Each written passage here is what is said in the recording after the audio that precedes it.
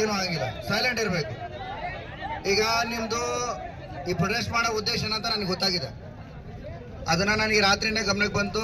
ನಿಮ್ಮ ಹಿರಿಯರೆಲ್ಲನೂ ಮಾತಾಡ್ಯಾರ, ನನಗೆ ನಿಮ್ಮ ಅಧ್ಯಕ್ಷರು ಮಾತಾಡ್ಯಾರೆ, ನಗರಸಭೆ ಉಪಾಧ್ಯಕ್ಷರು ಮಾತಾಡ್ಯಾರೆ, ಯೂಸುಫ್ ಮಾತಾಡಿದ್ದಾರೆ, ಆಮೇಲೆ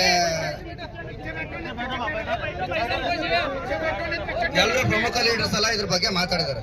ಸರಿ ಕೇಳಿಸ್ಕೊಳ್ಳಿ, ನಿಮ್ಮ ಮತ್ತೆ ಗಲಾಟೆ ಮಾಡ್ಬಾರ್ದು ಮತ್ತೆ, ಆಯ್ತಾ?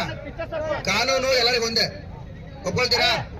ಯಾರೇ ತಪ್ಪು ಮಾಡಿರೋ ತಪ್ಪೇ, ಎಲ್ರಿಗೂ ಅದು ನ್ಯಾಯ ಸಿಗ್ಲೇಬೇಕು.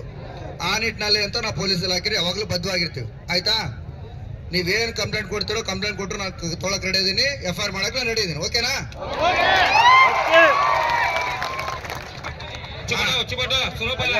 ನಾನು ಇದೇ ವಿಚಾರವನ್ನ ಈಗಾಗಲೇ ನಾನು ರಾತ್ರಿ ಕೇಳಿ, ರಾತ್ರಿ ನನಗೆ ರೆಸ್ಟ್ ಇಲ್ಲ ಅಂದ್ರೂ ಪರವಾಗಿಲ್ಲ, ನಿಮ್ಮ ಹಿರಿಯರೆಲ್ಲನೂ ವಾಟ್ಸಪ್ ಮಾಡಿದ್ರು, ಮೆಸೇಜ್ ಮಾಡಿದ್ರು, ಕಾಲ್ ಮಾಡಿದ್ರು, ಅಷ್ಟೊತ್ತೇ ನಾನು ಕಾಲ್ ಮಾಡಿ ಮಾತಾಡಿದ್ದೀನಿ.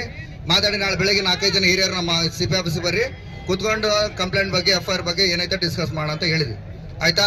ಒಂದು ಗೊತ್ತಿರಲಿ, ನಮ್ದು ಉದ್ದೇಶ, ನಿಮ್ಮ ಸಾರ್ವಜನಿಕರೆಲ್ಲ ಉದ್ದೇಶ ಒಂದೇ, ಶಾಂತಿ ಕಾಪಾಡಬೇಕು, ಮುಧೋಳ ನಗರದಲ್ಲಿ ಕಾನೂನು ಸುವ್ಯವಸ್ಥೆ ಕಾಪಾಡ್ಬೇಕಂತೇಳಿ. ಆ ನಿಟ್ಟಿನಲ್ಲಿ ನಾವು ಕೆಲಸ ಮಾಡ್ತಾ ಇದೀವಿ. ಅದೆಲ್ಲ ನಿಮ್ಗೆ ಗಮನಕ್ಕಿದೆ, ನಾವೇನೇನು ಮಾಡ್ತಾ ಇದ್ದೀವಿ, ಅರ್ಥ ಆಯ್ತಾ? ಈ ವಿಚಾರದಲ್ಲಿ ಆದ್ರಷ್ಟೇ, ಯಾರೇ ತಪ್ಪು ಮಾಡಿದ್ರು ಅಷ್ಟೇ, ಅದು ಯಾವ ವ್ಯಕ್ತಿಗಳು ತಪ್ಪು ಮಾಡಿದ್ರು ಅಷ್ಟೇ, ಕಾನೂನು ಅಡಿಯಲ್ಲಿ ಏನ್ ಕ್ರಮ ಕೈಗೊಳ್ಬೇಕು ಅದನ್ನ ಕಾನೂನು ಅಡಿಯಲ್ಲಿ ಕ್ರಮ ಕೈಗೊಳ್ತೀವಿ, ಒಪ್ಗೆನಾ? ಆಯ್ತಾ? ಇಷ್ಟು ನಾನು ಭರವಸೆ ಕೊಡ್ತೀನಿ. ಈಗ ಯಾರು ನಿಮ್ ಕಡೆಯಿಂದ 4-5 ಜನ ಅದಿರೋ ಇಮಿಡಿಯೇಟ್ಲಿ ಬನ್ನಿ, ಅಂಜುಮಂದರ್ ಯಾರಿದ್ದೀರೋ ಅವರೆಲ್ಲನೂ ನಮ್ಮ CP ಆಫೀಸಿಗೆ ಬನ್ನಿ.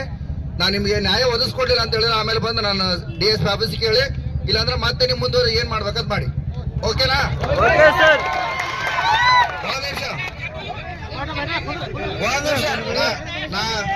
ನಾ ಒಂದೇ ಮಾತು ಹೇಳ್ತೀನಪ್ಪ,